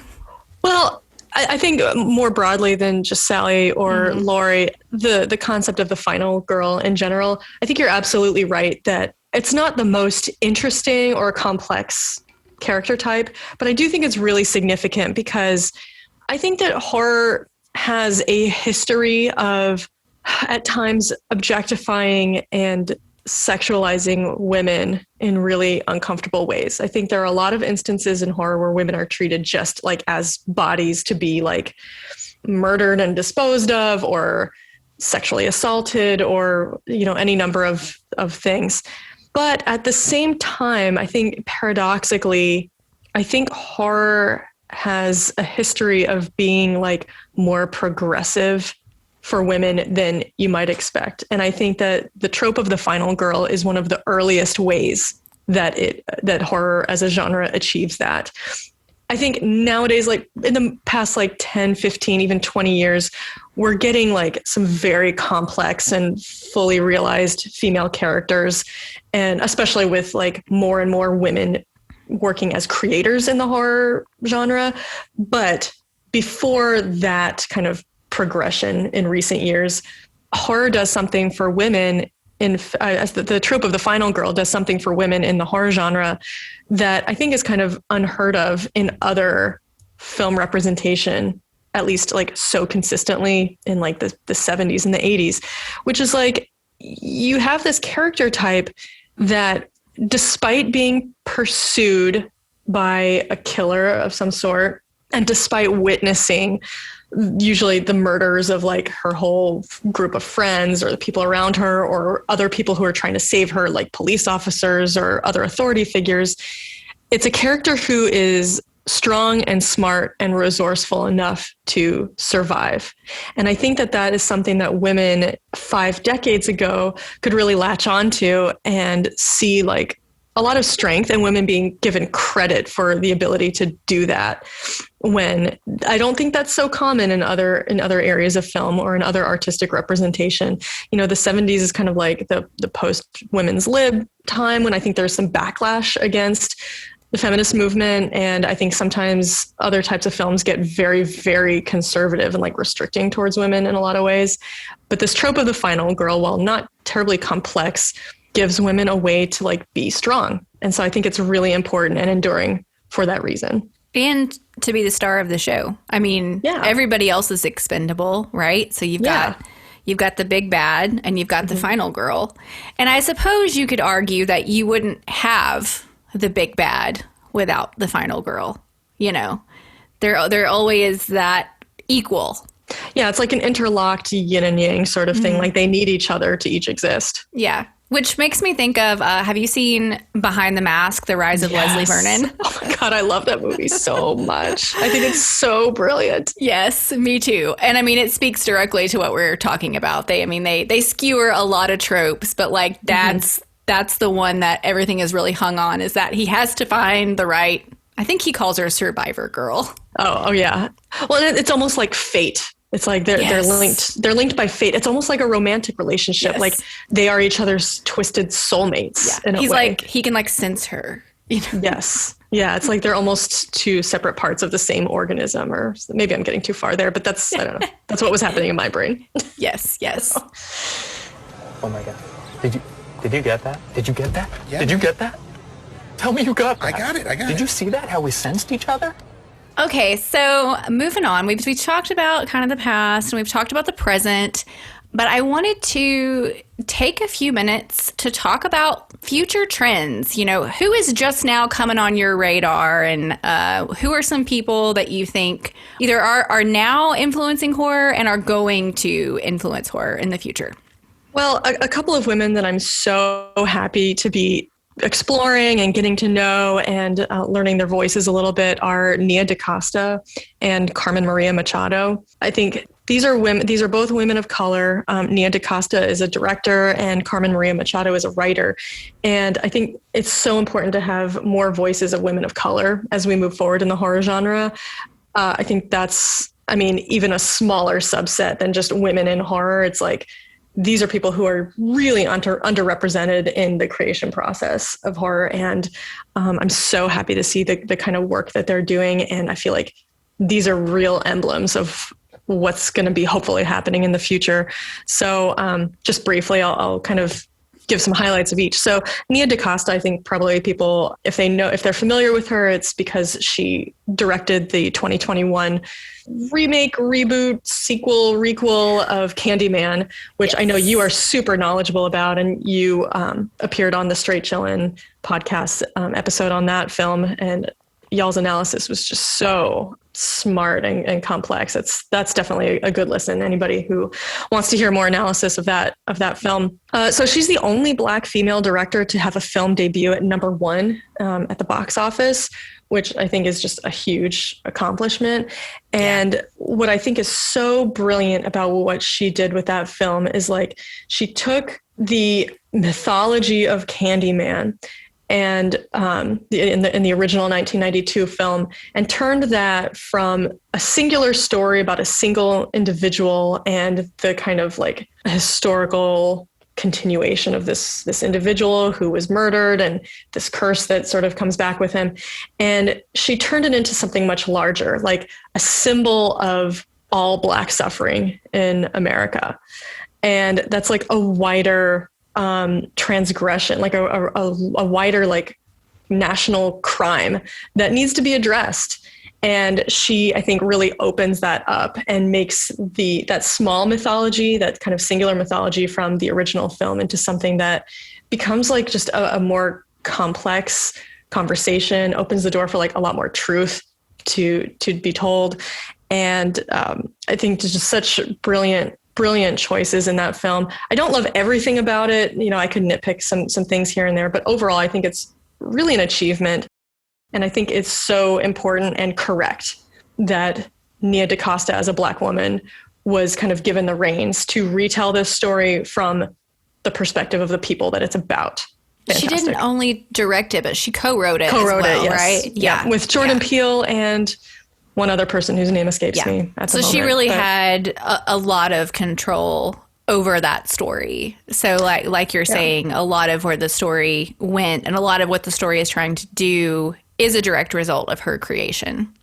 Yeah, I feel like this is really like very heavily her style and her voice that she's bringing to this. It's not, like you said, not just the director. She's really kind of at the core of the way that this story is presented. Yeah. And I've seen, some people refer to it as like, Jordan Peele's Candyman, and other people come on and be like, no, like this is Nia DaCosta's Candyman. Of course he produced it. I'm sure he gave her the opportunity. He probably hired her, which is fantastic. But it's like, just make sure credit where credit is due. Yes, he's highly involved in getting this made, but she is the director. She's the vision, And I can see why it's like sort of easy to do that. I mean, his name is like very on everybody's minds and on the tip of everybody's tongue the past few years. And so it's like, I think it's kind of natural to want to latch onto that because I think everybody's on the Jordan Peele train. But no, I agree. It's like, this needs to be, the credit needs to be given where it's due. And this is Nia DaCosta's voice. One of the people that I want to talk about, kind of on the same train, is a Black creator. Her name is Dana Reeve Dew. And she's another one like Nia DaCosta who's just kind of on my radar. She is an author, a producer, and expert on the horror genre. She executive produced Horror Noir, which is a documentary about the Black history of horror. I love horror documentaries. I'll watch probably any horror documentary, and it was on Shudder. And it was so cool and so well made, and I learned a ton, and it was super fascinating. So I definitely recommend Horror Noir if you haven't watched it. She also directed a segment on Jordan Peele's The Twilight Zone. Which, oh, no kidding. Yeah, which I know people are kind of mixed on The Twilight Zone, whatever, but still, I think that's an accomplishment worth note. She's a professor at UCLA and teaches film studies classes, which is pretty cool. So she's like a little jack of all trades. I want to be in her class. Oh, me too. But so her insights they're currently being sought out. Like I've just started seeing her pop up in all these documentaries and articles and things. So I think people are seeing her as a valuable resource and a valuable voice.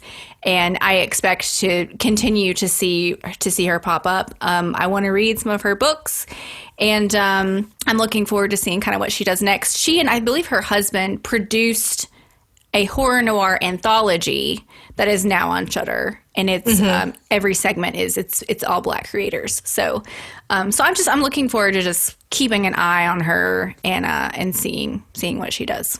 Definitely. I've seen bits and pieces of that documentary. I haven't seen the whole thing straight through yet, but it's a topic I'm really interested in. There was, very related to what I wrote my senior thesis about, is racial archetypes in horror.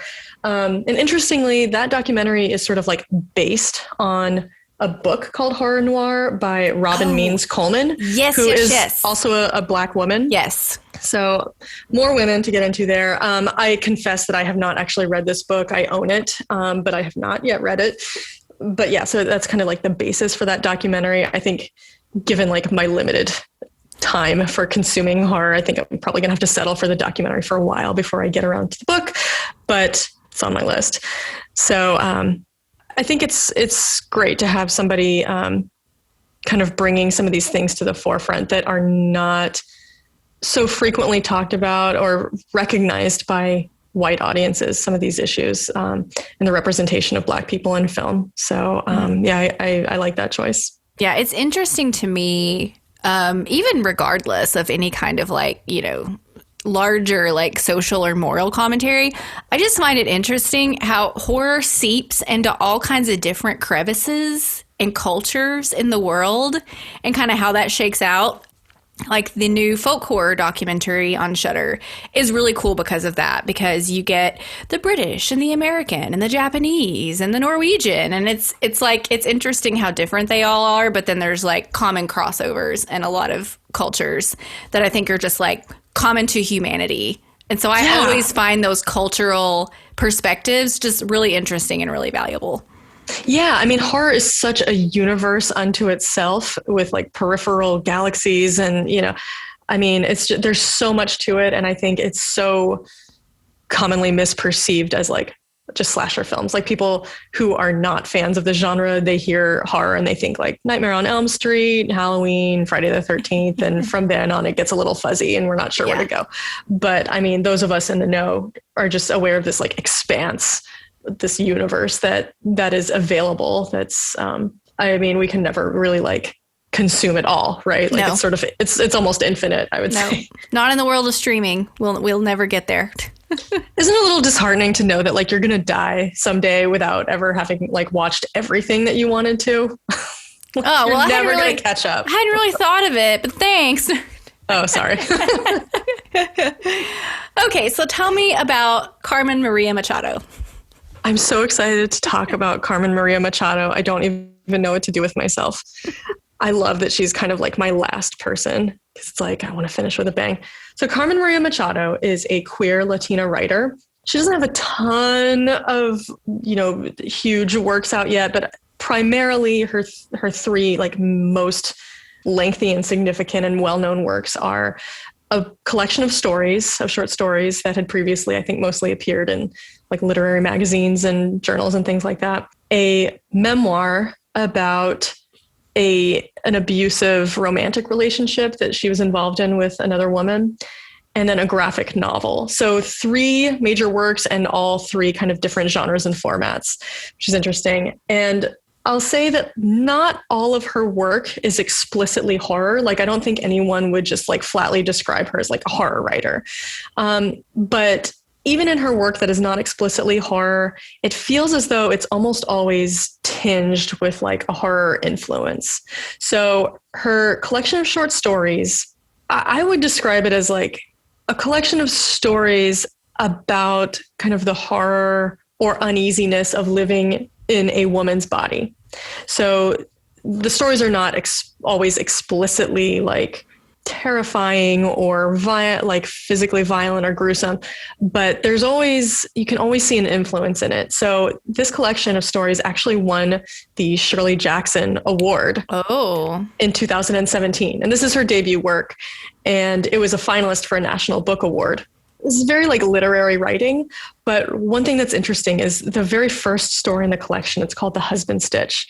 And it's sort of like a chronicle of this young woman's transition from adolescent to adult, and she meets her husband and they marry young, and then she kind of goes through her life as a wife and she becomes a mother, and it's sort of this full life cycle, and then the kids grow up and move out of the house, and then they're kind of alone, empty nesters. But interspersed throughout various episodes in this short story are retellings of some of the stories from the Scary Stories to Tell in the Dark books. And they're not identified as such. Like, she doesn't say, oh, this is a story from Scary Stories to Tell in the Dark. But I immediately recognize these stories. There's like maybe 5 or 6 of them. And I doubt that like every reader necessarily recognizes that. I feel like you have to kind of be a certain age to like pick up on that. She tells them just as kind of a series of urban legends, which is really what those stories are. But she presents them as the narrator of the stories, like, oh, this story I heard about this woman in a car with a hook, which of course we've all heard that story, but then you can really identify that they came from this Scary Stories trilogy with some of the kind of more unique stories, like the woman who disappears from the hotel and the daughter is trying to find her and everybody's gaslighting her, and several others. But you can tell that she was really influenced by that collection of books as well, and is like explicitly interspersing them in her story.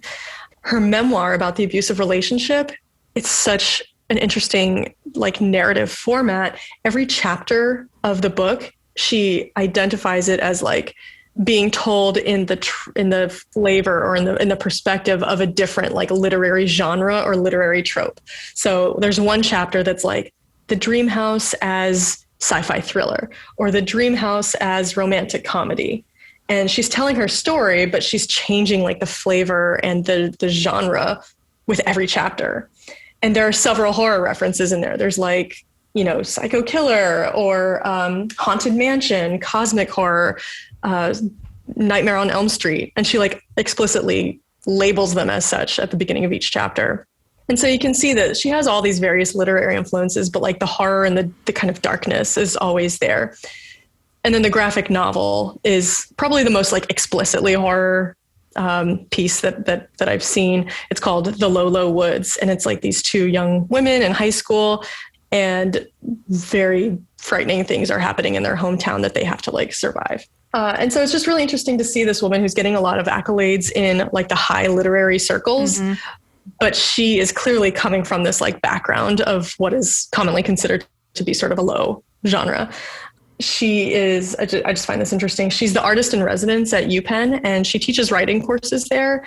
And if you look at the back catalog, some of the courses that she's taught, in addition to just like regular freshman's comp or whatever, she had a class called Horror, Mystery, and Suspense, and then The Art of Haunting. And she just has such a cool, creative, I think like next level sort of voice. I've also listened to her on several horror podcasts, and she is so knowledgeable about the genre and is like super analytical and intellectual about it, but at the same time has like a really funny, sparkling personality. And I just kind of want to like be her best friend and be her at the same time. And so I just, I'm just kind of obsessed with her, and I'm reading like all of her work at once right now. What was the name of her short story collection? It's called Her Body and Other Parties. Okay, I have heard of that. Like that book keeps popping up whenever I'm looking for like women in horror stuff. So I feel like I need to seek that out. Strong recommend. Like I said, it won the Shirley Jackson Award. And actually it's being turned into a TV series by the FX channel, kind of like a Black Mirror style of series.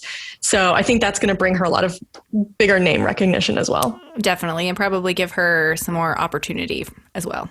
Yeah. I mean, she's just killing it right now. And she's really just like my favorite person at the moment. I'm kind of obsessed. So who's your other selection for future people to watch? Yeah. So the last person I want to talk about is somebody that my listeners have heard me mention several times. And that is Andrea Subasati, who is the current editor of Rue Morgue. I became aware of her listening to Faculty of Horror. So she co-hosts that with Alex West, who is also somebody that's very smart, fun to follow on Instagram, posts lots of videos of her cats. But Andrea is she's just super smart. And when I listen to Faculty of Horror, I often think like, I couldn't be on this podcast. I feel the same way. I'm like, man, I will never be smart enough to be on this show. Yeah, I'm always like I don't know what I would have to say on this podcast. But I just think that she and Alex have such a great dynamic. And between her being a podcaster and her being the editor of this really important magazine, I just feel like she sort of wields a lot of influence. And she's a horror nerd. She's into horror culture. I mean, if you look at her on her Instagram, she looks like a horror person. But I also had the pleasure of meeting her in person. Oh, for real? Yes. So I'll try to tell the short version of this story because I've told it on the podcast before. But so I went to the Stanley Hotel in Colorado, which is the Shining Hotel. My husband and I went there as part of our anniversary celebration, and it just happened to coincide with like the biggest weekend of the year at the Stanley. So Dr. Sleep premiere's going on, the Shining Ball's going on, and because of that, all these influencers and horror journalists have descended upon the Stanley the same weekend I happened to be there. Wow. So she posted that she was going to be there, and I didn't know the Dr. Sleep premiere was happening, so I didn't know why she was going to be there. And so when I got there and there was Dr. Sleep stuff everywhere, I put two and two together, and I was like, oh, she's here for Remorgue. Yes, in fact, she was there to interview Mike Flanagan.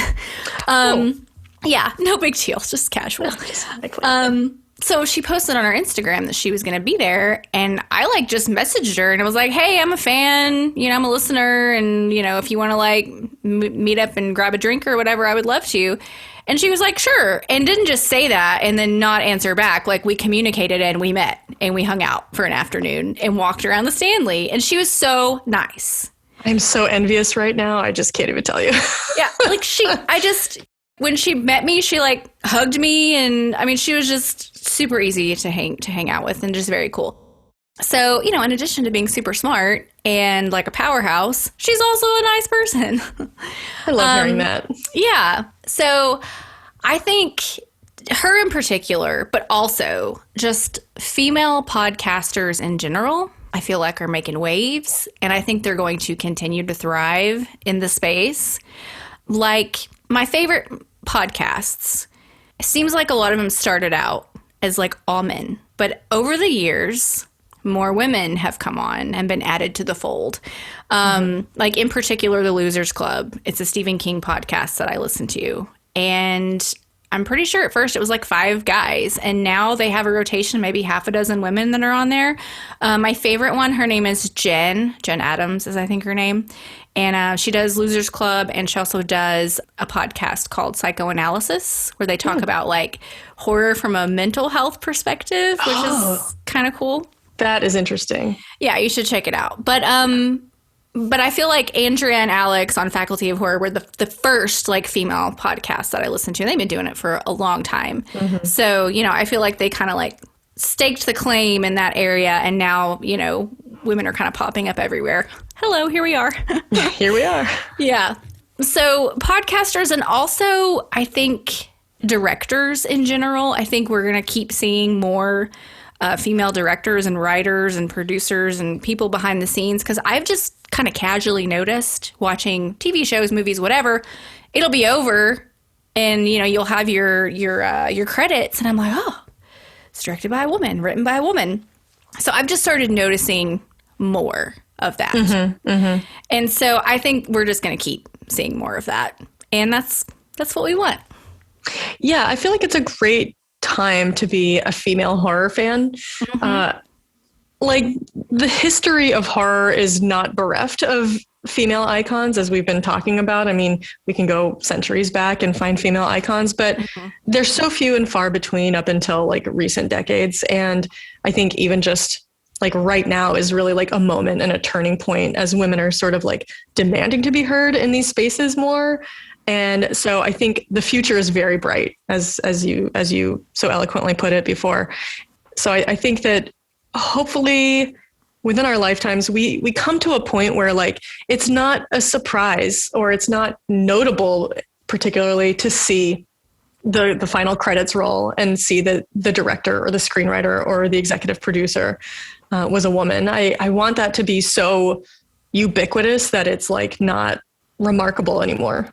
I was going to make the exact same point. That is exactly right. Nail on the head. I am the writing on the walls.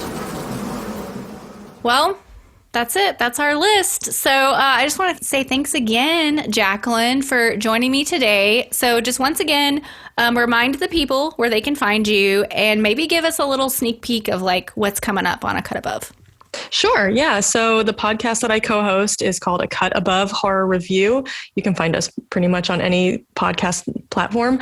And we will also be acknowledging Women in Horror Month during the next 4 episodes, four weekly episodes. So you may see some of the things that we've been talking about today and on that podcast as well, and get into some like deeper dives on some of these films and some of these women that we've been talking about. And I just want to thank you for having me on the show. It was so much fun getting prepared for this and rewatching some things and rereading some things that I hadn't touched on in a long time, and getting to talk about this with you. Yeah, we'll definitely have to do it again. For sure. So as always, listeners, I want to encourage you to show support for the things that you love that are created by women. It seems like the majority of prominent creators are men, but once you really start paying attention, I think you'll be surprised at how many of your favorites exist because of the influence of women. Case in point, when I was doing research for this episode, I stumbled across an article that listed, it was like 4 forgotten women in horror. And there's this woman, her name is Ida Lupino. She was a director. She was the first woman to direct a Twilight Zone episode. Which episode did she direct? The Mask, which is my favorite Twilight Zone episode. So, you find these little pockets now and then when you're paying attention. So be sure to check out the show notes for the things we mentioned, as well as just more interesting tidbits about women in horror, because as I said, we have merely scratched the surface. There is much more to know. There are more opinions to hear. So until next time, I will leave you with some relevant words written by Mary Shelley in 1816. Beware, I am fearless and therefore powerful.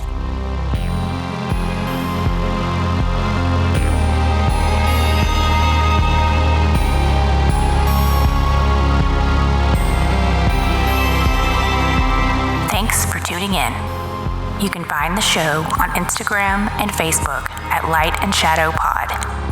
Sign up to become a supporter on Patreon for early access to all episodes and more. Please rate, review, and subscribe to help other people find the show. Until next time, stay spooky.